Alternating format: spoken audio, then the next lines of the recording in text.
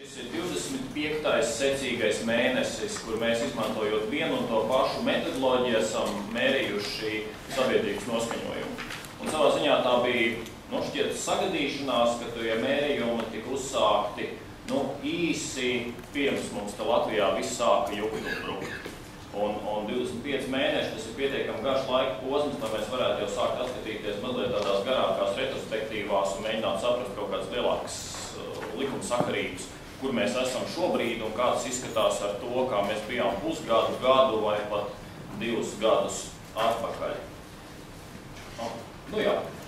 Tātad īsumā 2 lietas. Vispirms ātri parādīšu jums tekošos 25. secīgā mērījuma indikātors, kas attiecās uz šī gada aprīli, un pēc tam tāds bildes, kas raksturo, ko iedzīvotāji saka, kā viņi vērtē ekonomisko situāciju. Visas šīs aptājas, kā es minēju, tiek veikts pēc vienādas metodoloģijas, un tā būtība ir tāda, ka mēs katru mēnesi aptaujājam pēc nejaušās izlases principiem atlasītus 1000 Latvijas pastāvīgos iedzīvotājus tādā veidā, ka mēs varam apgalvot, ka plus-mínus statiskā kļūda. Tas, ko mēs iegūstam, mums atspoguļo visu Latvijas iedzīvotāju viedokļus. Un tas šī pētījuma sakarā ir ļoti būtiski, jo nebūtu jau visas aptājas tādas nav.